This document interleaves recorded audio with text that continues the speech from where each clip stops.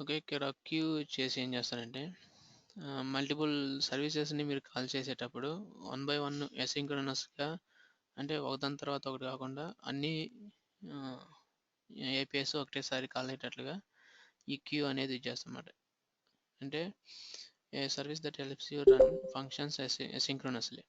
Okay. One by one మనకి execute అవుతాయన్నమాట. So, మనకి ఎక్కువ కోడ్ రాయకుండా క్యూ ఇచ్చేసి ఒక లూప్‌లో పెట్టి ఎగ్జిక్యూట్ చేస్తామన్నమాట. ఓకే. ఈ సర్వీసెస్ అన్నిటి కూడా. Okay, service that helps you run functions asynchronously and use their return values and they are done processing. ఆ రిటర్న్ వాల్యూస్ని చేసుకొని మనం ఆ వ్యూస్లో ఆ డేటాను డిస్ప్లే చేసుకుంటాం.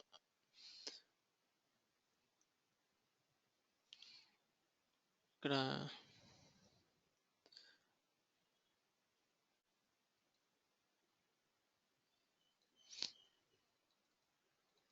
క్యూ వచ్చేసి ఇక్కడ మనకి 3 జాసన్ ఫైల్స్ ఉన్నాయి. ఓకే. 3 జాసన్ ఫైల్స్ నుంచి డేటాను గెట్ చేసుకునేటప్పుడు ఇక్కడ 2 వేస్లో కోడ్ రాసింది.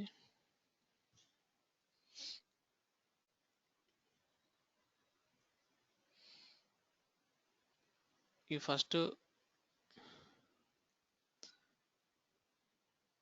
ఇక్కడ ఈ ఎగ్జాంపుల్ వచ్చేసి ఫస్ట్ ఒక బటన్ తీసుకున్నాం.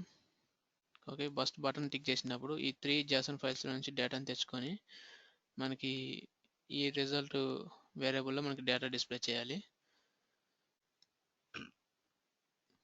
ఓకే. అది వచ్చేసి లూప్లో ఇక్కడ number of get services use చేసాం. ఓకే. నెస్టెడ్ టెస్ట్ అనే ఒక మెథడ్ ఒక ఫంక్షన్ కాల్ అయ్యి అందులో http.get function first dot Jason file ఇందులో నుంచి డేటాను తీసుకుంటుంది. ఇక్కడ ఫస్ట్ ఇక్కడ నుంచి తీసుకుని ఒక టెంప్లెట్ వేరియబుల్ క్రియేట్ చేసుకొని అందులో సేవ్ చేసి పెడుతున్నాం. టెంప్ పుష్ డేటా మనకి ఈ జాసన్ ఫైల్ నుంచి వచ్చిన డేటాని ఈ టెంప్ వేరియబుల్లో సేవ్ చేస్తున్నాం. మళ్ళీ అదే దాంట్లో అంటే ఇన్నర్లో రాసాం అనమాట. ఈ హెచ్టిటిపి గెట్లో ఇంకొక inner HTTP get second JSON file నుంచి డేటాను తెచ్చుకొని ఇక్కడ టెంప్లెట్ ఫోల్డర్లో టెంప్లెట్ వేరియబుల్లో సేవ్ చేసి పెట్టుకుంటున్నాం. ఇక్కడ పుష్ అనే మెథడ్ ఇచ్చేసి నెక్స్ట్ మళ్ళీ హెచ్టిటిపి గెట్ మెథడ్లో మళ్ళీ ఇంకొక హెచ్టిటిపి గెట్ ఇచ్చేసి రాసాము. సో ఇలా చేస్తే ఏమవుతుందంటే మనకి ప్రాసెస్ అనేది చాలా లేట్ అవుతుంది. ఓకే. ఒక దాంట్లో ఒకటి నెక్స్ట్ సర్వర్ మీద కూడా బర్డెన్ పడుతుంది. సో ఇలా కాకుండా క్యూ యూజ్ చేసి వన్ బై వన్ అసింక్రోనస్గా ఎగ్జిక్యూట్ చేయొచ్చు అనమాట. సో ఇది ఒక కాన్సెప్ట్ అనమాట. ఇలా కూడా రాయొచ్చు కానీ ఇది కరెక్ట్ పద్ధతి కాదు. సో మనకి టైం అనేది ఎక్కువ తీసుకుంటుంది. సో ఇక్కడ క్యూ కాన్సెప్ట్ యూజ్ చేయటం వల్ల ఏంటంటే అన్ని సర్వీసెస్ కూడా at the same time run అవుతాయి. ఓకే. అన్ని జాసన్ ఫైల్స్ అన్నీ కూడా ఒక సేమ్ టైం రన్ అయ్యి డేటాని ఫర్ లూప్ ద్వారా ఒక టెంప్లెట్ వేరియబుల్లోకి సేవ్ చేసుకొని మనకి డేటా డిస్ప్లే చేస్తుంది. సో ఇక్కడ స్కోప్ డాట్ ఆల్ టెస్ట్ అనే ఒక ఫంక్షన్ కాల్ అయినప్పుడు ఓకే ఇదేమో ఫస్ట్ దానికి, ఇక్కడ నుంచి ఇదేమో ఇంకో దానికి. ఈ బటన్ టిక్ చేసినప్పుడు ఆల్ టెస్ట్ అనే ఫంక్షన్ కాల్ అవుతుంది. ఆల్ టెస్ట్ అనే ఫంక్షన్ కాల్ అయ్యి ఇందులో ఒక 3 వేరియబుల్స్ క్రియేట్ చేసాము. ఓకే. ఫస్ట్ జాసన్ ఫైల్కి ఒక ఫస్ట్ వేరియబుల్, సెకండ్ జాసన్కి సెకండ్ వేరియబుల్, థర్డ్ జాసన్కి థర్డ్ అనే వేరియబుల్. ఇక్కడ 3 వేరియబుల్స్ క్రియేట్ చేసాం. ఈ 3 వేరియబుల్స్ని కూడా క్యూ డాట్ ఆల్ అనే మెథడ్ ఉంటుంది. ఇక్కడ ఈ ఆల్ మెథడ్లో స్క్వేర్ బ్రాకెట్ యూజ్ చేసి ఈ 3 వేరియబుల్స్ని ఇక్కడ ఇచ్చాము. ఓకే. అంటే ఈ వేరియబుల్స్ ఇచ్చామంటే యాక్చువల్గా ఈ 3 సర్వీసెస్ని కూడా ఇక్కడ ఇచ్చేసినట్లు అనమాట. ఓకే. ఇక్కడ హెచ్టిటిపి గెట్ అనేది ఆల్రెడీ యూజ్ చేసాం. ఆ గేట్లో నుంచి డేటాను తెచ్చుకొని ఈ first variable, second variable, third variable ఇందులో సేవ్ చేసి పెట్టుకుంటుంది. ఆ డేటా అనేది మనకి ఇక్కడ వన్ బై వన్ ఎగ్జిక్యూట్ చేస్తుంది. అండ్ దెన్ ఫంక్షన్ వచ్చేసి రిజల్ట్. ఆ రిజల్ట్లో నుంచి డేటాని ఈ టెంప్లెట్ వేరియబుల్లోకి పుష్ చేసుకుంటున్నాం రెస్పాన్స్ డేటా అని. ఆ టెంప్లెట్ వేరియబుల్ని రిటర్న్ చేసి ఇక్కడ ఈ కంబైన్డ్ రిజల్ట్ అనే వేరియబుల్లో సేవ్ చేస్తున్నాం. ఓకే, ఇదేమో nested HTTP get functionality. Nested HTTP కాకుండా క్యూ ఫంక్షనాలిటీ యూజ్ చేసి ఇలా చేస్తాం. So Angular dot for each method రిజల్ట్లో నుంచి ఒక్కొక్క జావాస్క్రిప్ట్లో ఒక్కొక్క జాసన్ ఫైల్లో నుంచి ఒక్కొక్క డేటా ఉంటుంది కదా, అటన్నిటిని తెచ్చుకొని టెంప్ వేరియబుల్లో పుష్ చేస్తుంది. పుష్ చేసిన తర్వాత టెంప్ వేరియబుల్ని మనం రిటర్న్ చేస్తున్నాం. ఓకే, ఇది ఒకవేళ సక్సెస్ అయితేనేమో ఇది ఇంకా ఇక్కడతో క్లోజ్ అవుతుంది. ఒకవేళ మనకి ఏదైనా ఎర్రర్ ఉందనుకోండి, దెన్ ఇందులోకి వస్తుంది అనమాట. Okay, then result scope dot combine result అని చెప్పి ఇక్కడికి వస్తుంది.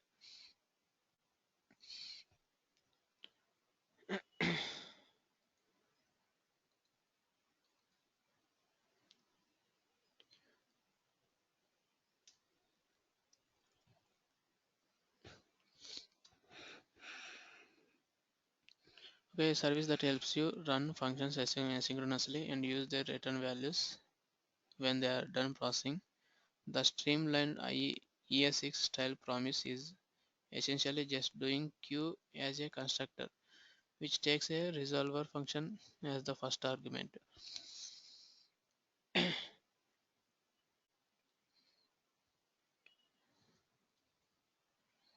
ఓకే, దీని క్యూ ఫంక్షన్ వచ్చేసి మనం ఇలా కూడా రాసుకోవచ్చు. ఓకే, ఒక ఫంక్షన్ రాసుకొని ఇక్కడ మనం asynchronous greet అనేది ఈ ఫంక్షన్ కాల్ అయినప్పుడు రిటర్న్లో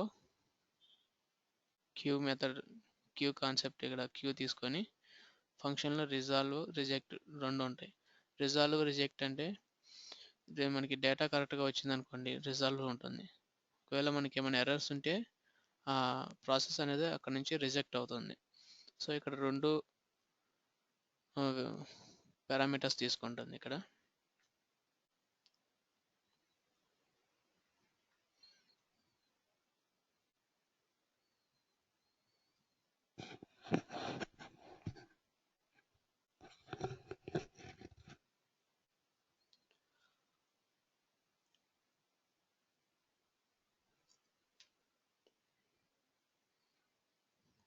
ఇంకా ఇక్కడ నుంచి ఈ ఫంక్షన్ అనేది ఇక్కడ నుంచి కాల్ అవుతుంది, asynchronous greet అనే ఫంక్షన్. దీనికి ఇక్కడ నుంచి నేమ్ పాస్ అవుతుంది. పాస్ అయిన తర్వాత అందులో సెట్ టైమ్ అవుట్ ఫంక్షన్ అంటే ఎవ్రీ సెకండ్ రన్ అవుతూ ఉంటుంది. ఏమైనా ఎర్రర్ వస్తే రిజెక్ట్ యూజ్ చేసుకొని this function greeting name is not allowed అని ఒక మెసేజ్ అనేది పాస్ చేస్తుంది. ఒకవేళ అది ఓకే అయితేనేమో ఇది డిస్ప్లే చేస్తూ ఉంటుంది. ఇందులో ఇక్కడ ఎందుకు ఎర్రర్ వచ్చింది అనే దానికి ఇక్కడ రీజన్ ఇందులో ఉంటుంది. ఇది యాక్చువల్గా దీనికి కరెక్ట్ ఎగ్జాంపుల్స్ అనేది మనకి ఆన్లైన్లో కూడా దొరకట్లేదు. సో ప్రామిస్ అండ్ క్యూ ఈ రెండు యూజ్ చేసుకొని ఈ ఎగ్జాంపుల్ ఇలా చేస్తారనమాట.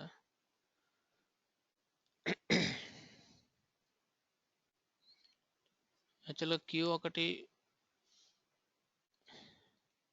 ఎగ్జాంపుల్ అయితే ఇలా చేస్తాం. ఇది అన్ని జాసన్ ఫైల్స్ ఒకటే ఒక వేరియబుల్లో పెట్టుకొని అన్ని వేరియబుల్స్లో నుంచి డేటాని తెచ్చుకొని టెంప్లెట్ వేరియబుల్లో సేవ్ చేసుకొని టెంప్లెట్ని రిటర్న్ చేస్తాం. ఓకే, అది డేటా వచ్చేసి మనకి ఇక్కడ డిస్ప్లే అవుతుంది. సో మనకి ఇక్కడ ఈ డిఫర్ ప్రామిస్ మీద కరెక్ట్ ఎగ్జాంపుల్స్ దొరకట్లేదు. ఈ ప్రామిస్ డిఫర్ వచ్చేసి మనకి ఒకవేళ ఎర్రర్స్ వచ్చాయనుకోండి ఈ జాసన్ ఫైల్స్లో నుంచి, అది రిజెక్ట్ చేయడం లేదా రిజాల్వ్ చేయడం అనేది అందులో ఉంటుందంట. సో యాక్చువల్గా క్యూ కాన్సెప్ట్ అయితే ఇలా యూజ్ చేయాలి. ఇప్పుడు ఒకవేళ సపోజ్ మల్టిపుల్ జాసన్ ఫైల్స్ ఉంటే జాసన్ ఫైల్స్ నుంచి డేటాను తెచ్చుకోవాలంటే ఈ కాన్సెప్ట్ ఇలా యూజ్ చేయాలి. క్యూ 1 by 1 క్యూ పద్ధతిలో రన్ అవుతాయి.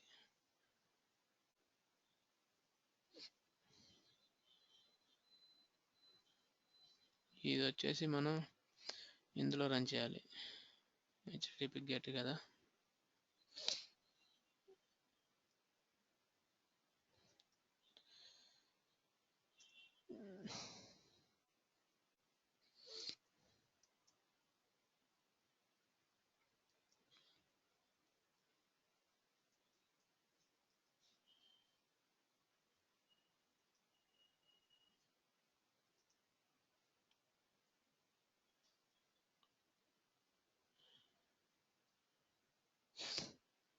ఇక్కడ key example.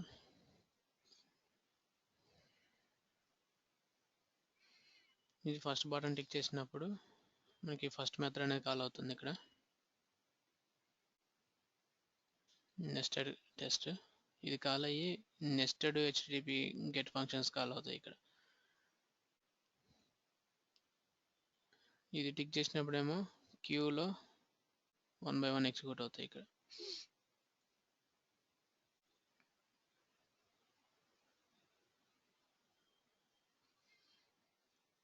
Okay, nested HTTP calls. Okay, ఇందులో 3 నేమ్స్ ఉన్నాయి. ఇక్కడ ఫస్ట్ దాంట్లో ప్రసాద్ అని ఒకటి ఉంది, సెకండ్ దాంట్లో సతీష్, దాంట్లో ఆశప్, 3 ఉన్నాయి. సో ఈ 3 నేమ్స్ కూడా మనకి ఇక్కడ డిస్ప్లే చేసింది. ఇక్కడ నుంచి తీసుకుంది. హెచ్టిటిపి గెట్ ఫస్ట్ దాంట్లోంచి డేటాను తెచ్చుకొని ఈ డేటాలో ఉన్న డేటాని ఈ టెంప్లెట్ ఫోల్డర్లో టెంప్లెట్ వేరియబుల్లో సేవ్ చేసింది, పుష్ చేసింది. తర్వాత మళ్ళీ ఇందులోకి వచ్చేసి హెచ్టిటిపి గెట్ జాసన్ దాంట్లో నుంచి డేటాను తెచ్చుకొని టెంప్లెట్ వేరియబుల్ సేవ్ చేసింది. నెక్స్ట్ మళ్ళీ అందులో ఉన్న inner HTTP get third JSON file నుంచి డేటాను తెచ్చుకుంది. మీకు రియల్ టైంలో కూడా జాసన్ ఫైల్స్ చాలా ఇంపార్టెంట్ అనమాట. జాసన్ ఫైల్స్ నుంచి డేటాను తెచ్చుకొని డిఫాల్ట్గా ఒక అప్లికేషన్ ఇంప్లిమెంట్ చేసేటప్పుడు జాసన్ ఫైల్స్ యూజ్ చేస్తారు స్టార్టింగ్. ఓకే, అంటే ఒక టెస్ట్ డేటాని డిస్ప్లే చేయడానికి ఇది ఒక డేటాబేస్ లాగా యూజ్ చేస్తారు జాసన్ ఫైల్స్ని. అది వచ్చేసి అంటే టెస్ట్ డేటాని డిస్ప్లే చేయడానికి వెబ్సైట్స్లో ఈ జాసన్ ఫైల్స్ యూజ్ చేస్తారు యాంగ్లోజేస్లో. తర్వాత అప్లికేషన్ ఒక ప్రాసెస్కి వచ్చిన తర్వాత దాన్ని డేటాబేస్కి ఇంటరాక్ట్ చేసి డేటాబేస్ నుంచి డేటాను తీసుకొచ్చి డిస్ప్లే చేస్తారన్నమాట. సో అప్పటి వరకు జాసన్ ఫైల్స్ యూజ్ చేసి హెచ్టిటిపి గెట్ యూజ్ చేసి డేటాను తెచ్చుకొని మనకి వ్యూలో డిస్ప్లే చేయటం చేస్తారు.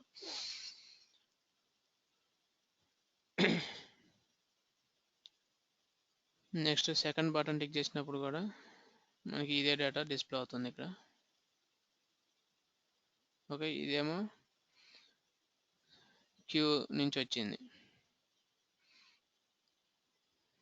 ఇదేమో క్యూ నుంచి వచ్చింది. First JSON file, second JSON file, third JSON file, q dot all.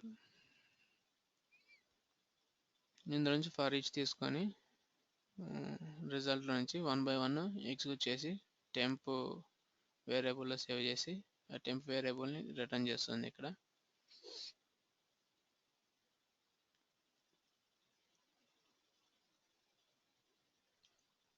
Temp variable return చేస్తే అది ఇక్కడ సేవ్ చేస్తుంది, కంబైన్డ్ రిజల్ట్లో మనకు చూపిస్తుంది.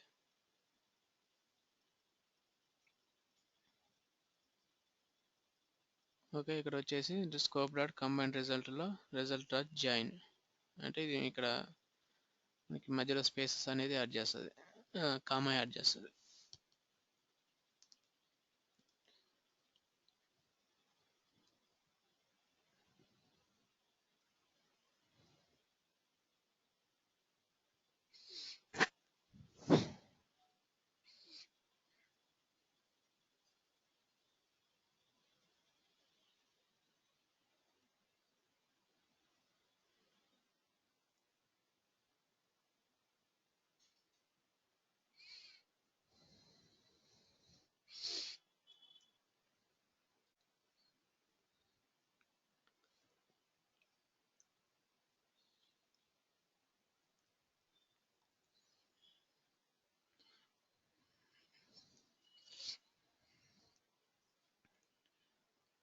ఈ డిఫర్ వచ్చేసి ఈ డిఫర్ అండ్ రిజాల్వ్ రిజెక్ట్. ఇక్కడ చూడండి, సక్సెస్ అయితేనేమో మనకి ఈ డేటా అనేది రిటర్న్ అవుతుంది, సక్సెస్ కాకపోతేనేమో రిజెక్ట్ చేస్తుంది డిఫర్.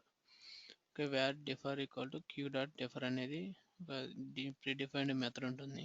ఈ డిఫర్ వచ్చేసి 2 వేరియబుల్స్ తీసుకుంటుంది, రిజాల్వ్ రిజెక్ట్. రిజాల్వ్ అంటేనేమో మనకి డేటాను రిటర్న్ చేస్తుంది సక్సెస్ఫుల్గా డేటా వస్తే, ఒకవేళ 11 ఎర్రర్స్ ఉంటే రిజెక్ట్ చేస్తుంది. చేసి మనకి డిఫర్ డాట్ ప్రామిస్ని రిటర్న్ చేస్తుంది. డిఫర్ డాట్ ప్రామిస్ అంటే మనకి డేటా సక్సెస్ఫుల్గా వస్తే ప్రామిస్ అని రిటర్న్ అవుతుంది, లేకపోతే ఇక్కడ నుంచి ఏమీ రిటర్న్ అవ్వదు. సో ఇక్కడికి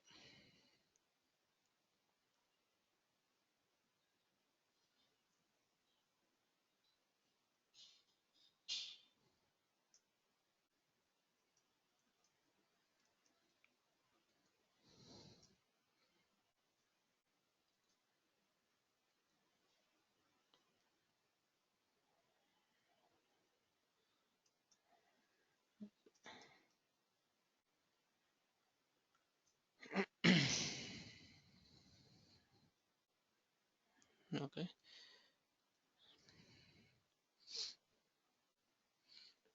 నెక్స్ట్ వచ్చేసి స్కోప్ ఇన్హెరిటెన్స్. స్కోప్ ఇన్హెరిటెన్స్ అంటే మీకు ఇంతకుముందు అడిగారు, ఒక కంట్రోలర్ నుంచి ఇంకో కంట్రోలర్కి వేరియబుల్ ఎలా కాల్ చేసుకోవాలని. సో దానికి స్కోప్ అనేది రూట్ స్కోప్ ఉంటుంది. రూట్ స్కోప్ మనకి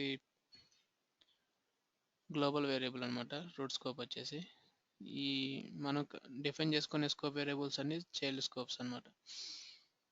Scope is a special JavaScript object which plays the role of joining controller with the views. Okay, ఆ స్కోప్ వచ్చేసి మనకి కంట్రోలర్ ద్వారా డేటాని వ్యూస్లో డిస్ప్లే చేస్తుంది. Okay, scope contains the model data.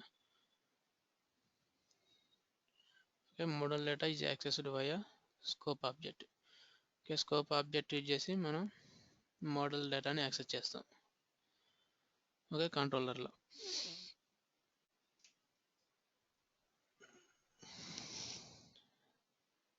Scope for controller specific. If we define nested controls, then child control will inherit the scope of the parent controller. The parent controller నుంచి child controller కి scope variables ని inherit చేసుకోవచ్చు.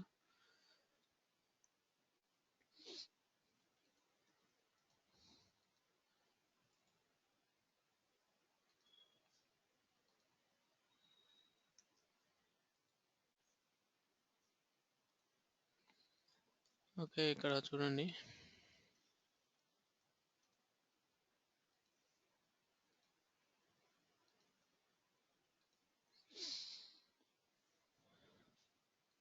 Application name create చేసాం. ఇక్కడ div ng AngularJS application and ng controller. ఇది my controller అనేది main. తర్వాత ఈ టోటల్ డివ్లోనే ఇంకొక కంట్రోలర్ క్రియేట్ చేసాము. ఈ కంట్రోలర్లోనే ఇంకొక కంట్రోలర్, చైల్డ్ కంట్రోలర్ 1 అండ్ అందులోనే మళ్ళీ చైల్డ్ కంట్రోలర్ 2.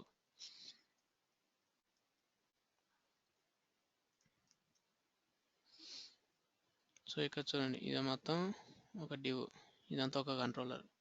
ఈ కంట్రోలర్లో ఫస్ట్ మెయిన్ కంట్రోలర్లో 2 వేరియబుల్స్ ఉన్నాయి, first name last name. And second controller తీసుకున్నాం, ఆ కంట్రోలర్లోనే ఇంకో కంట్రోలర్, ఇందులో కూడా first name last name variable తీసుకున్నాం. అండ్ ఈ సెకండ్ కంట్రోలర్ అయిపోయిన తర్వాత ఫస్ట్ కంట్రోలర్లోనే ఇంకో రెండో కంట్రోలర్ తీసుకున్నాం, ఇందులో first name last name. So ఇక్కడ ఈ మెయిన్ ఇదేమో వచ్చేసి మనకి పేరెంట్ కంట్రోలర్ అవుతుంది, ఇదేమో రెండు చైల్డ్ కంట్రోలర్స్ అవుతాయి. సో ఈ కంట్రోలర్లో ఈ కంట్రోలర్స్ రెండు ఉన్నాయి. సో దీనికి డేటా వచ్చేసి ఫస్ట్ మనం మెయిన్ కంట్రోలర్కి అప్లై చేస్తే చైల్డ్ కంట్రోలర్లో అప్లై చేయాల్సిన అవసరం ఉండదు.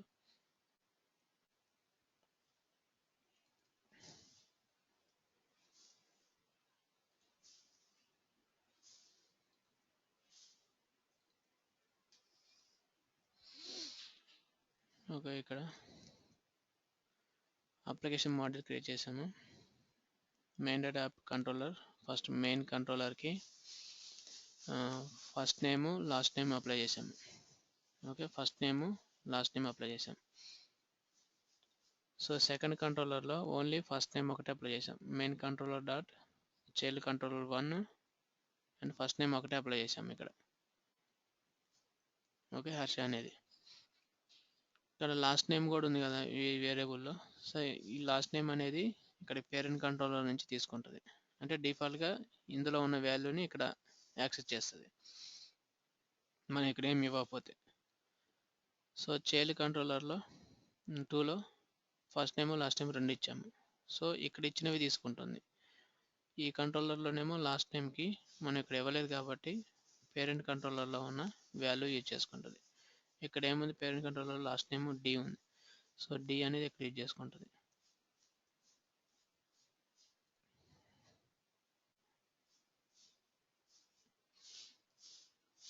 Okay, Prasad D and Harsha D and Gopi G.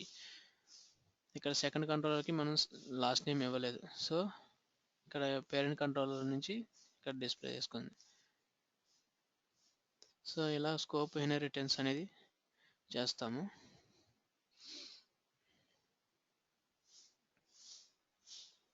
Okay, ఇది మెయిన్ కంట్రోలర్లో చైల్డ్ కంట్రోలర్స్ తీసుకోవాలి.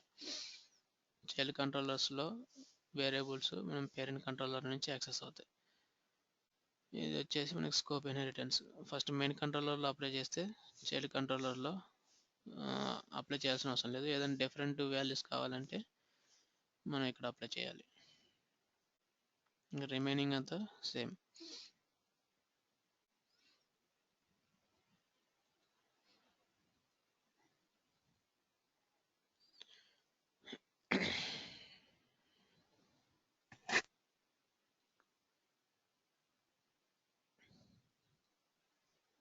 And transclusion and restriction. Restriction already మీకు తెలుసు. కస్టమ్ డైరెక్టరీస్ క్రియేట్ చేసేటప్పుడు రిస్ట్రిక్షన్ ఇస్తాం కదా, ఎలిమెంట్ డైరెక్టరీతోనో లేదా యాట్రిబ్యూట్ డైరెక్టరీగా మనం క్రియేట్ చేసేది. సో దాన్ని బేస్ చేసుకొని మనం రిస్ట్రిక్షన్ ఇస్తాము. నెక్స్ట్ ట్రాన్స్క్లూజన్ వచ్చేసి, ఇప్పుడు సపోజ్ మనం ఒక కస్టమ్ డైరెక్టరీస్ క్రియేట్ చేసేటప్పుడు సపోజ్ మనం యాట్రిబ్యూట్ డైరెక్టరీ ద్వారా ఒక కస్టమ్ డైరెక్టరీని క్రియేట్ చేస్తుంటే అందులో ఆల్రెడీ HTML ఎలిమెంట్స్ ఉన్నాయనుకోండి, దానికి ముందు యాడ్ అవ్వాలా లేదా దాని తర్వాత మన కస్టమ్ డైరెక్టరీ అనేది యాడ్ అవ్వాలా అనేది ట్రాన్స్క్లూజన్ ఇచ్చేసి మనం అప్లై చేస్తాం.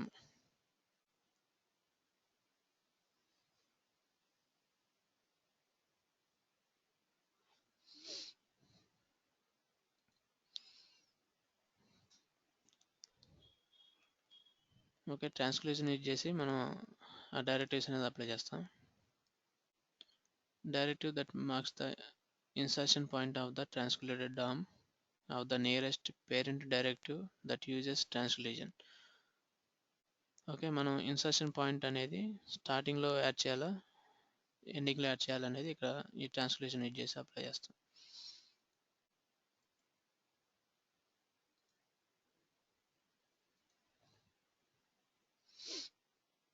సో ఇక్కడ ఎగ్జాంపుల్ చూడండి.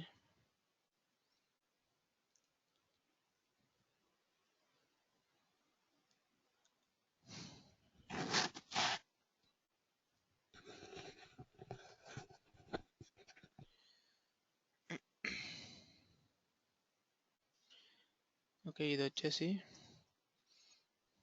ఇక్కడ మనం కస్టమ్ డైరెక్టివ్ అనేది ఇక్కడ డిక్లేర్ చేస్తున్నాం. ఈ కస్టమ్ డైరెక్టివ్ వచ్చేసి టైటిల్ అండ్ టెక్స్ట్,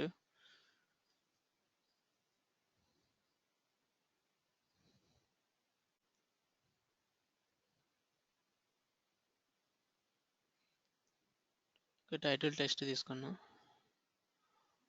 అండ్ ఇక్కడ యాప్ డాట్ డైరెక్టివ్ పెయిన్, మన ఈ కస్టమ్ డైరెక్టివ్ యొక్క నేమ్ అండ్ రిటర్న్ వేరియబుల్లో అండ్ రెస్ట్రిక్ట్ మనం డెవలప్ చేసేది element directive and transclude equal to true అని పెట్టాలి. And next scope. ఈ స్కోప్ వచ్చేసి మన ఇక్కడ ఉన్న ఈ స్కోప్ వేరియబుల్స్ని యాక్సెస్ చేస్తుంది కస్టమ్ డైరెక్టరీస్లో.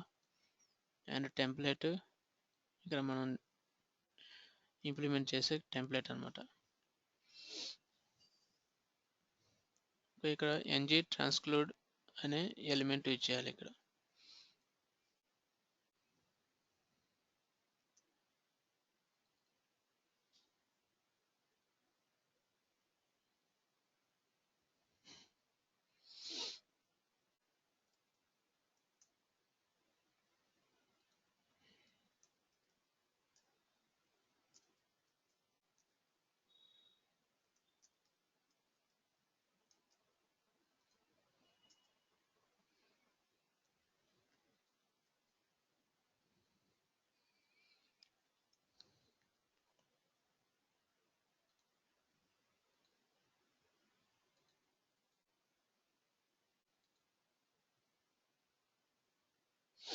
ఓకే, ఇక్కడ క్లియర్గా ఉంది.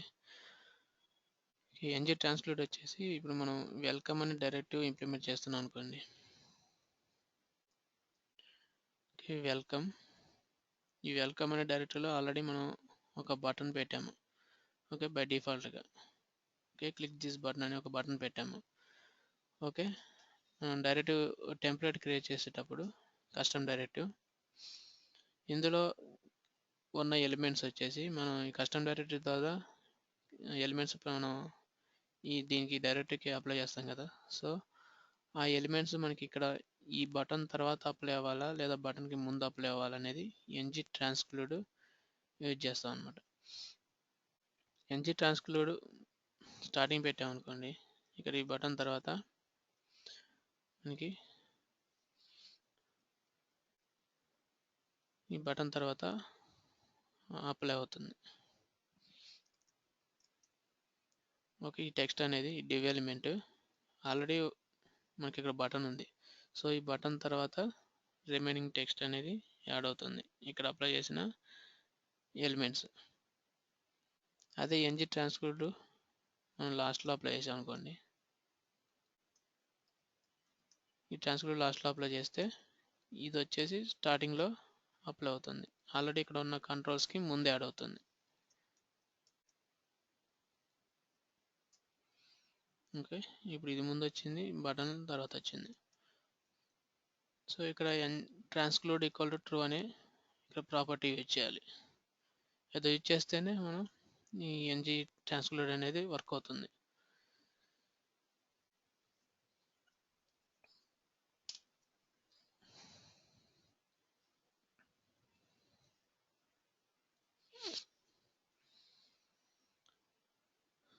Okay, this is the useful for transclude, usage of transclude.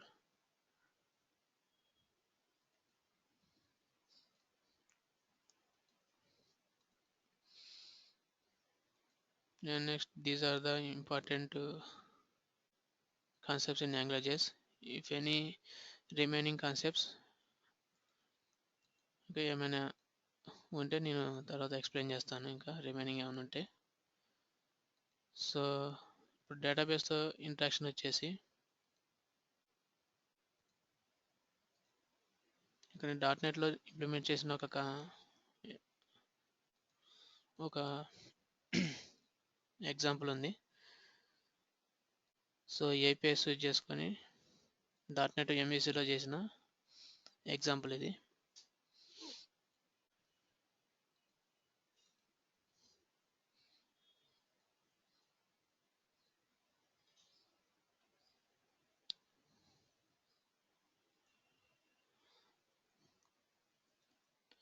ఇక్కడ యూజర్స్లో వచ్చేసి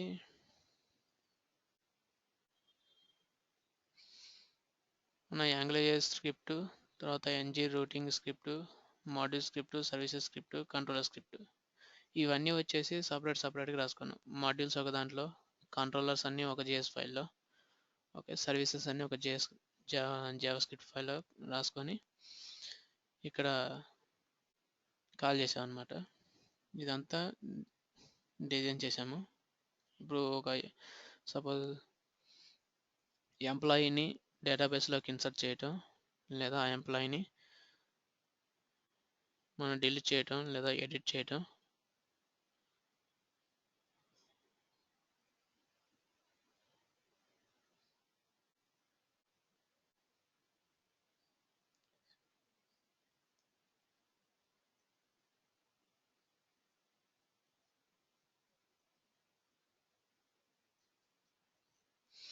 ఓకే, ఒక ఎంప్లాయీని ఇన్సర్ట్ చేయటం, అప్డేట్ చేయటం, డిలీట్ చేయటం. ఓకే, ఇన్ డేటాబేస్లో ఇక్కడ వచ్చేసి ఫామ్ డిజైన్ చేసుకున్నాం. ఒక employee ID and employee name, last name and employee యొక్క ఈమెయిల్ అడ్రస్, తర్వాత ఫోన్ నెంబర్, అండ్ ఇక్కడ 3 బటన్స్ పెట్టుకున్నాం. ఓకే, న్యూ వాల్యూ ఎంటర్ చేసేటప్పుడు ఓకే ఈ టెక్స్ట్ బాక్స్లు అన్నీ కూడా క్లియర్ అవుతాయి. ఈ సేవ్ బటన్ టిక్ చేసినప్పుడు మనం ఇక్కడ ఇచ్చిన ఈ టెక్స్ట్ బాక్స్లో ఇచ్చిన డేటాబేస్లోకి వెళ్ళి సేవ్ అవ్వాలి. సో ఇది వచ్చేసి మనం సెలెక్ట్ చేసిన ఎంప్లాయీని డిలీట్ చేయడానికి ఈ బటన్. సో మన ఎగ్జాంపుల్ వచ్చేసి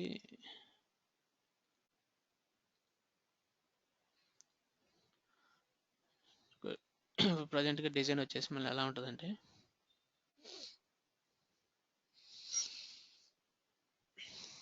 ఓకే ఇది మనకి కాన్సెప్ట్. ఇక్కడ ఎంప్లాయీస్ అందరినీ ఇక్కడ నుంచి ఇన్సర్ట్ చేయొచ్చు. First name, last name and email, phone number ఇచ్చి సేవ్ అనగానే ఈ డేటాబేస్లోకి సేవ్ అయ్యి ఇక్కడ లిస్ట్ అనేది మనకి డిస్ప్లే చేస్తుంది. సో ఎప్పుడైతే మనం ఈ న్యూ బటన్ టిక్ చేస్తామో ఈ టెక్స్ట్ బాక్సెస్ అన్నీ కూడా క్లియర్ అవుతాయి అన్నమాట. ఇప్పుడు ఆల్రెడీ ఇక్కడ వేరే టెక్స్ట్ ఉందనుకోండి, ఇవి క్లియర్ అవుతాయి. ఓకే, అండ్ ఇక్కడ ఈ డిలీట్ ఆప్షన్ వచ్చేసి మనం ఇందులో నుంచి ఏదైనా ఒక ఎంప్లాయీని డిలీట్ చేయాలంటే ఇక్కడ ఎడిట్ అని టిక్ చేస్తే ఇక్కడికి వస్తుంది. వాళ్ళ ఇన్ఫర్మేషన్ మొత్తం ఈ టెక్స్ట్ బాక్స్లోకి వస్తుంది. అప్పుడు ఇక్కడ డిలీట్ కొడతాం. సో ఎంప్లాయీ అనేవాడు డేటాబేస్ నుంచి డిలీట్ అయిపోతాడు. సో ఫస్ట్ మనకి డిజైన్ పార్ట్ ఇది. ఇక్కడ నుంచి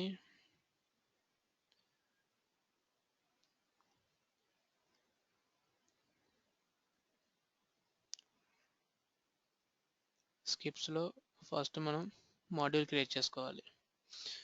ఓకే, ఫస్ట్ అప్లికేషన్ మాడ్యూల్ వచ్చేసి var app Angular module. Okay, ఇది users module.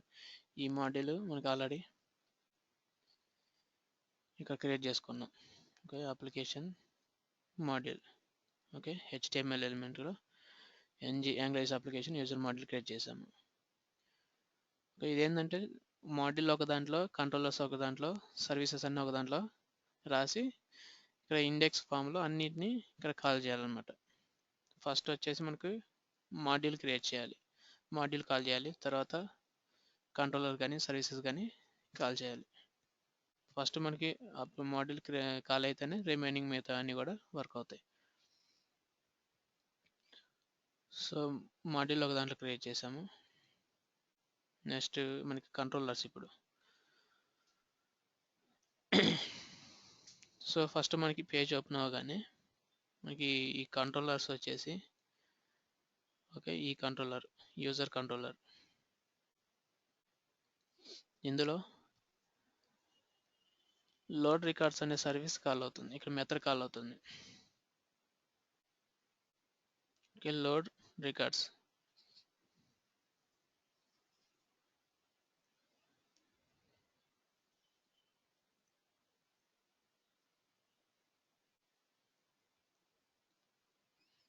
Okay, load records అనే ఫంక్షన్ కాల్ అయ్యి ఓకే ఫస్ట్ మనకి పేజ్ ఓపెన్ అయ్యేటప్పుడు మనకి డేటాబేస్లో ఉన్న డేటాని ఇక్కడ డిస్ప్లే చేసుకోవాలి కదా, employees information.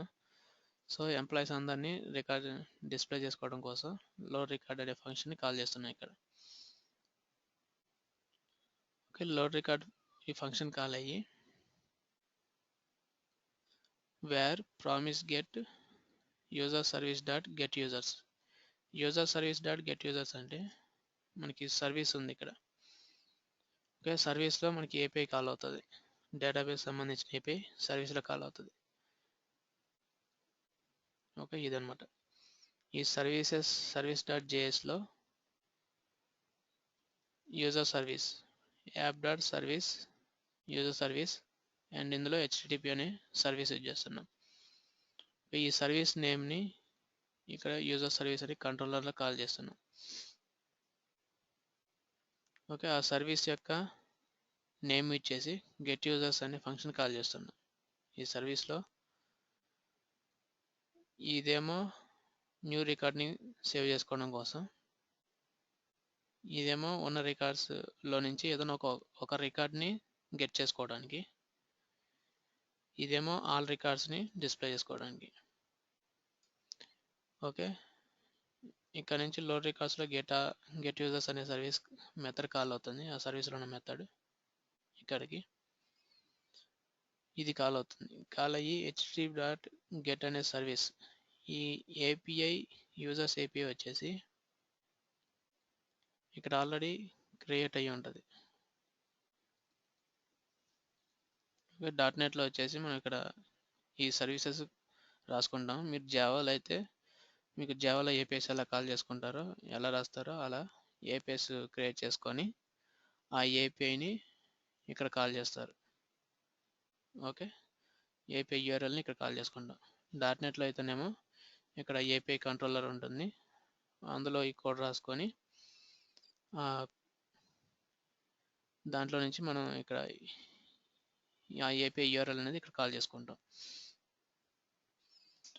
So get users అనే మెథడ్ కాల్ అయినప్పుడు ఈ యూఆర్ఎల్ కాల్ అవుతుంది.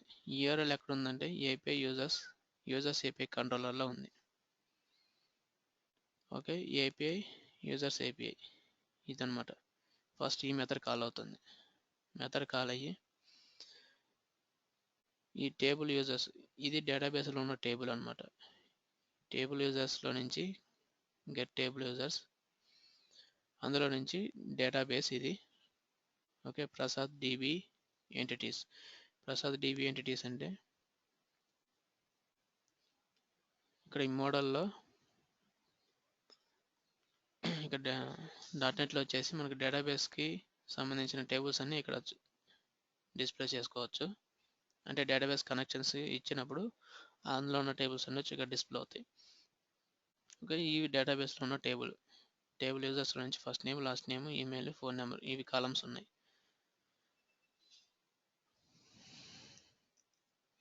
ఇక్కడ ఎస్క్యూఎల్ సర్వర్ యూజ్ చేస్తున్నాం.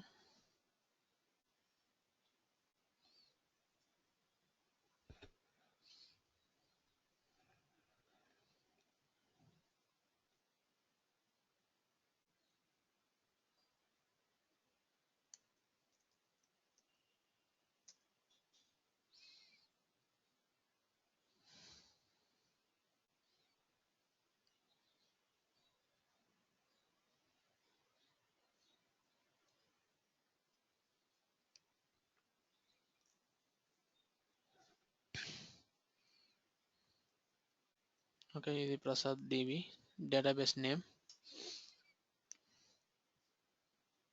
ఓకే, డేటాబేస్లో టేబుల్ యూజర్స్ అనే ఈ టేబుల్.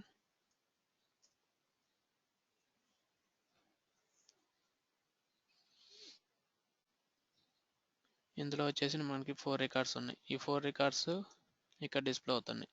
ప్రసాద్, సతీష్, రాజు, నిహారిక. ఓకే, ఈ 4 రికార్డ్స్.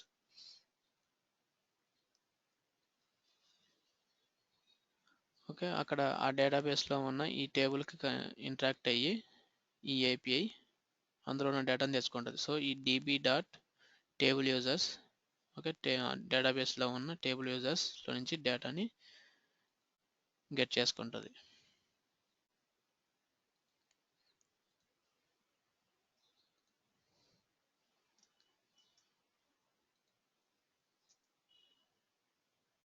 ఓకే, ఇక్కడ బ్రేక్ పాయింట్ పెడితే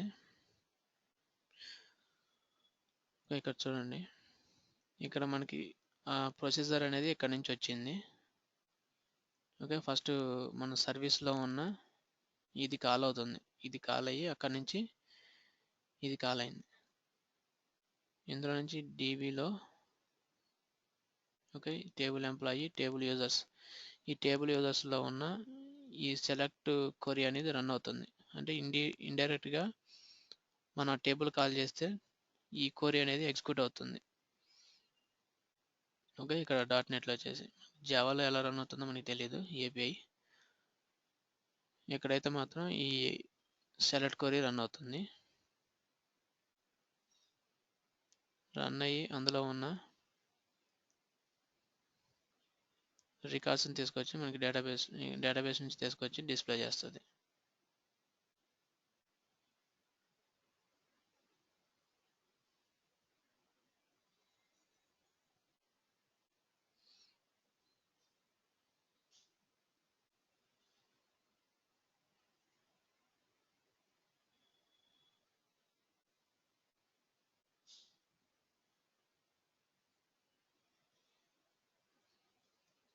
ఓకే, డేటాని తెచ్చుకున్న తర్వాత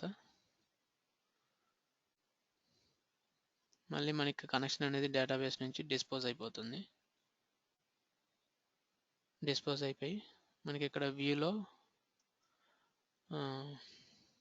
ఇక రిటర్న్ చేస్తుంది కదా, ఇది రిటర్న్ చేస్తుంది కదా, ఈ రిటర్న్ చేసేదాన్ని ఈ సర్వీస్కి వెళ్తుంది. ఈ సర్వీస్ మళ్ళీ ఇక్కడ నుంచి రిటర్న్ చేస్తుంది డేటాని. కంట్రోలర్లో ఈ ప్రామిస్ గెట్ దెన్ మనకి సక్సెస్ఫుల్గా డేటా వస్తేనేమో scope.users ఈక్వల్ టు ఈ pl.data, అంటే అందులో ఉన్న డేటాని మనకి డేటా రిటర్న్ అయ్యి స్కోప్ యూజర్స్కి అప్లై అవుతుంది. ఈ స్కోప్ యూజర్స్ వచ్చేసి మనం ng రిపీట్ చేసి ఇక్కడ డిస్ప్లే చేస్తున్నాం ఇందులో.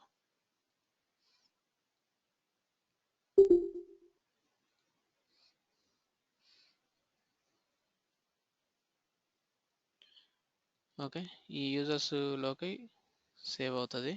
ఇందులో నుంచి డేటాని రిపీట్ చేసి మనకి ఎంతమంది అయితే ఎంప్లాయీస్ ఉన్నారో అంతమంది ఎంప్లాయీస్ని డిస్ప్లే చేస్తుంది. ఒకవేళ మనకి ఇందులో నుంచి ఏమైనా ఎర్రర్ వచ్చింది అనుకోండి, ఈ ఎర్రర్ ఫంక్షన్ ద్వారా ఫెయిర్లీ లోడింగ్ ఎర్రర్స్ అనేది మెసేజ్ మనకి వస్తుంది. సో ఫస్ట్ మనకి డేటాని డిస్ప్లే అయ్యేటప్పుడు ఇలా చేస్తుంది. తర్వాత ఏదైనా ఒక ఎంప్లాయీని ఇన్సర్ట్ చేసేటప్పుడు ఇక్కడికి వెళ్తుంది. సో మనం ఇక్కడ డేటా ఎంటర్ చేసి సేవ్ బటన్ టిక్ చేసినప్పుడు ng క్లిక్లో ఈ సేవ్ అనే ఫంక్షన్ కాల్ అవుతుంది. కంట్రోలర్లో ఉన్న ఈ scope.save ఫంక్షన్ కాల్ అవుతుంది. కాల్ అయ్యి ఇక్కడ వేరియబుల్స్ క్రియేట్ చేసుకుంటుంది. ఐడి ఏంది, ఫస్ట్ నేమ్ ఏంది, లాస్ట్ నేమ్ ఏంది, ఈమెయిల్ ఏంది, ఫోన్ నెంబర్ ఏంది. ఓకే, యూజర్స్ అనే ఒక ఆబ్జెక్ట్ వేరియబుల్ క్రియేట్ చేసుకొని ఈ యూజర్స్ ఆబ్జెక్ట్ వేరియబుల్ని ఈ సర్వీస్లో ఉన్న ఈ పోస్ట్ అనే మెథడ్ కాల్ అవుతుంది. కాల్ అయ్యి డేటాబేస్లోకి ఏపీఐ ద్వారా కాల్ అవుతుంది. ఓకే, ఇన్సర్ట్ అవుతాయి. scope.is న్యూ రికార్డ్, మనం ఇన్సర్ట్ చేసేది న్యూ రికార్డ్ అయితేనేమో యూజర్ సర్వీస్ డాట్ పోస్ట్, ఈ పోస్ట్ మెథడ్ కాల్ అవుతుంది. కాల్ అయ్యి ఈ యూజర్స్ అనే వేరియబుల్ని పాస్ చేస్తున్నాం. ఓకే, ఇక్కడికి ఓకే, అందులో సేవ్ అయిన తర్వాత మనకి రికార్డు ఇన్సర్ట్ సక్సెస్ఫుల్ అని చెప్పి మనకి మెసేజ్ వస్తుంది. వచ్చిన తర్వాత మళ్ళీ లోడ్ రికార్డ్స్, సేవ్ అయిన రికార్డు మళ్ళీ మనకి ఎమ్మటే డిస్ప్లే కావాలి కదా, సో డిస్ప్లే కావడానికి లోడ్ రికార్డ్స్. ఒకవేళ మనం ఇన్సర్ట్ చేసేది న్యూ రికార్డ్ కాదనుకోండి, అంటే అప్డేట్ చేస్తున్నాం అనుకోండి, ఇది వర్క్ అవుతుంది. మనం ఇన్సర్ట్ చేసేది న్యూ రికార్డ్ అయితేనేమో ఈ పార్ట్ వర్క్ అవుతుంది. ఒకవేళ ఇన్సర్ట్ చేసేది న్యూ రికార్డ్ కాకుండా ఎడిట్ అంటే ఇది వర్క్ అవుతుంది. User service dot put method, ఈ పుట్ మెథడ్ కాల్ అవుతుంది. ఓకే, ఇది కాల్ అయ్యి యూజర్స్ ఏపీఐలో మనం ఏ ఐడి అయితే యూజర్ని అప్డేట్ చేస్తున్నామో ఆ ఐడి తర్వాత మనం అప్డేట్ చేసిన యూజర్ డీటెయిల్స్ ఈ వేరియబుల్లో ఉండి మనం ఇక్కడ పుట్ మెథడ్ కాల్ చేస్తున్నాం.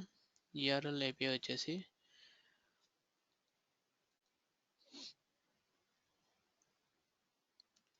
ఓకే, ఇది కాల్ అవుతుంది. డేటాబేస్లో ఉన్న ఐడితో చెక్ చేసుకొని మాడిఫై అవుతుంది. Entity state dot modify. Okay, db dot entity table users అనే టేబుల్లో dot state equal to entity state dot modified. Okay, table మనం ఏ వాల్యూస్ అయితే పంపించామో ఆ వాల్యూస్ని అప్డేట్ చేస్తుంది ఇక్కడ ఈ టేబుల్లో, ఈ ఏపీఐ.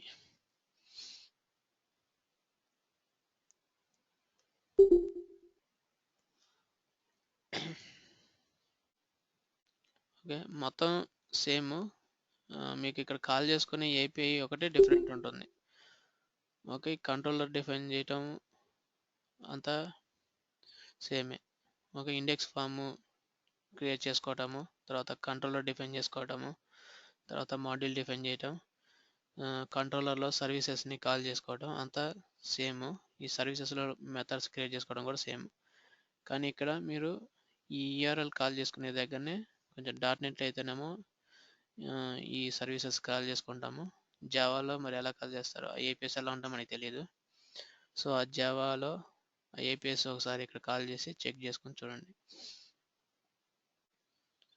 ఓకే, ఎక్లిప్స్ యూజ్ చేసి చేస్తారు కదా, సో దాంట్లో మీకు ఒక సర్వీసెస్ క్రియేట్ చేసుకొని ఆ సర్వీసెస్ని ఇక్కడ కాల్ చేసి చూడండి ఏపీఎస్. సో ఇక్కడ ఒక న్యూ రికార్డ్ అని చేయాలనుకోండి. Okay, Ajay, last name ajay@gmail.com.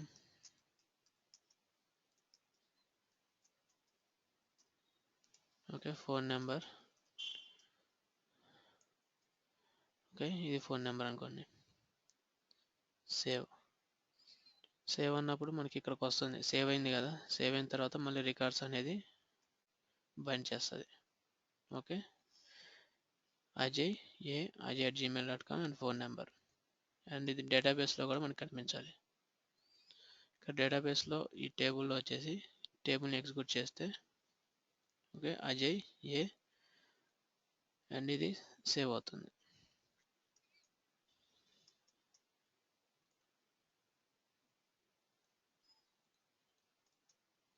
And ఒకవేళ ఈ అజయ్ని ఎడిట్ చేయాలనుకోండి, ఎడిట్ కొట్టగానే ఈ అజయ్కి సంబంధించిన ఇన్ఫర్మేషన్ అంతా ఈ టెక్స్ట్ బాక్స్లో డిస్ప్లే చేస్తుంది.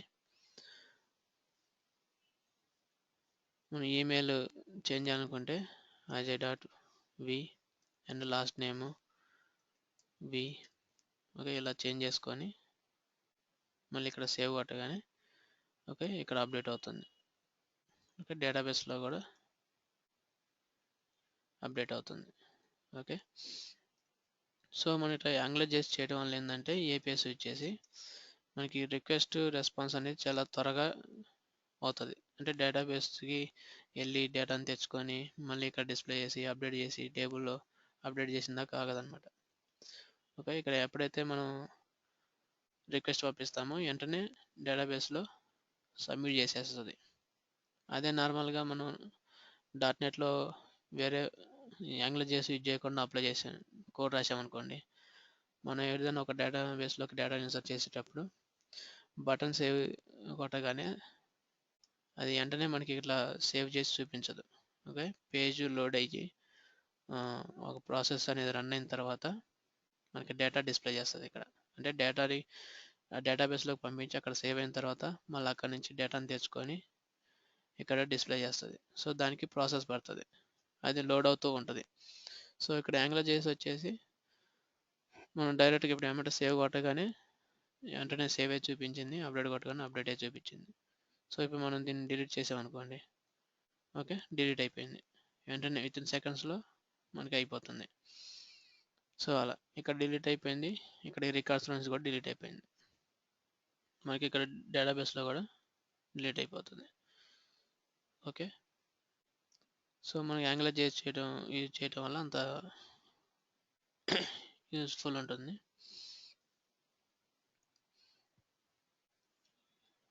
ఓకే, నార్మల్గా .NET కోడ్ యూజ్ చేస్తే మనకి రెస్పాన్స్ చాలా లేట్గా వర్క్ అవుతుంది అన్నమాట. ఓకే, మనం ఇప్పుడు సేవ్ కొట్టినప్పుడు అది సర్వర్ సైడ్ కోడ్ రన్ అవ్వాలి. సర్వర్ సైడ్ కోడ్ రన్ అయ్యి తిరిగి డేటాబేస్లో సేవ్ అయిన తర్వాత మళ్ళీ లోడ్ ఫంక్షన్ కాల్ అయ్యి అక్కడ నుంచి డేటాబేస్కి కనెక్ట్ అయ్యి డేటాబేస్లో ఉన్న డేటాను రీడ్ చేసుకొని ఈ టేబుల్లో డిస్ప్లే చేసేసరికి టైం పడుతుంది. సో ఇప్పుడు ఇదేందనుకోండి, ఇదైతే డైరెక్ట్గా జావాస్క్రిప్ట్ ఫైల్స్లో ఉన్న ఏపీఎస్ కాల్ అవుతాయి. ఈ జావాస్క్రిప్ట్ ఫైల్స్ అంటే ఎటుగా సర్వర్ సైడ్ కాదు కదా, ఓన్లీ క్లయింట్ సైడ్ రన్ అవుతాయి కాబట్టి వెంటనే మనం ఇచ్చిన రిక్వెస్ట్ అనేది తీసుకొని డేటాబేస్కి ఈ ఏపీఐ ద్వారా ఎగ్జిక్యూట్ చేస్తాయి. ఈ ఏపీఐస్ కూడా సర్వర్ సైడ్ ఎగ్జిక్యూట్ అవుతాయి. సర్వర్ సైడ్ ఎగ్జిక్యూట్ అయ్యి విత్ సెకండ్స్లో మనకి రిక్వెస్ట్ అనేది కంప్లీట్ అవుతుంది. ఓకే, డేటాబేస్ ఇంటరాక్షన్స్ వచ్చేసి ఇలా చేస్తాము. ఈ సర్వీసెస్లో జస్ట్ ఏపీఎస్ మీరు చేంజ్ చేసుకోవటం, మిగతాదంతా సేమ్ ఉంటుంది. ఓకే, డేటా ఇది పేజ్ డిజైన్ చేసుకోవటం, కంట్రోలర్స్ క్రియేట్ చేసుకోవటం, అండ్ ఈ కంట్రోలర్స్లో సర్వీసెస్ని కాల్ చేసుకొని సర్వీస్ మెథడ్స్ కాల్ చేసుకోవడం. ఆల్రెడీ సర్వీసెస్ ఎలా క్రియేట్ చేసుకోవాలి, సర్వీసెస్లో ఉన్న మెథడ్స్ని కంట్రోలర్లో ఎలా కాల్ చేసుకోవాలనేది చెప్పాను. సో మీరు సర్వీసెస్లో ఏపీఎస్ కాల్ చేసుకొని ఆ ఏపీఎస్లో ఉన్న ఈ మెథడ్స్ని కంట్రోలర్లో కాల్ చేసుకుంటే అయిపోతుంది.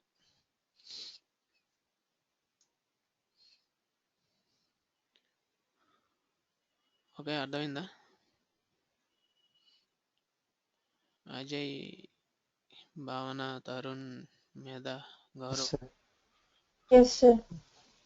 మీకు ఇందులో ఎవరికైనా .NET వచ్చా? ఎవరికైనా ఐడియా ఉందా? ఎవరికి ఐడియా లేదా? సో జావా ఓకేనా? జావా ఐడియా ఉందా Ajay? Java okay sir. Okay, అయితే మీకు ఇదంతా ఐడియా అర్థమైంది కదా, కంట్రోలర్స్ క్రియేట్ చేసుకోవడం, అర్థమైంది సార్. సర్వీసెస్. అర్థమైంది సార్. ఈ సర్వీసెస్లో ఈ ఏపీ జస్ట్ చేంజ్ చేసుకోండి. ఒకసారి ట్రై చేయండి. మీ డేటాబేస్ మీరు ఏమి యూజ్ చేస్తారు? MySQL యూజ్ చేస్తారా డేటాబేస్? ఎస్క్యూఎల్ సర్వర్ ట్రై చేస్తా సార్. జావాకి ఎస్క్యూఎల్ సర్వర్ కంఫర్టబుల్ కాదేమో, MySQL బెటర్. MySQL కానీ Oracle. Okay sir. Okay sir. Okay, అది యూజ్ చేసి డేటాబేస్లో ఒక టేబుల్ క్రియేట్ చేసి, ఓకే మీరు ఏపీఎస్ క్రియేట్ చేసుకోవడం తెలుసు కదా జావాలో. సార్ ఏపీఐ క్రియేట్ చేసి ఆ ఏపీఐని ఇక్కడ కాల్ చేయండి సర్వీస్లో. Okay, post method and get method, put method, ఈ 3 సార్ రన్ చేసి చూడండి. ఓకేనా? అందరూ ఇది చేయండి, డేటాబేస్తో చేయండి అందరూ కూడా.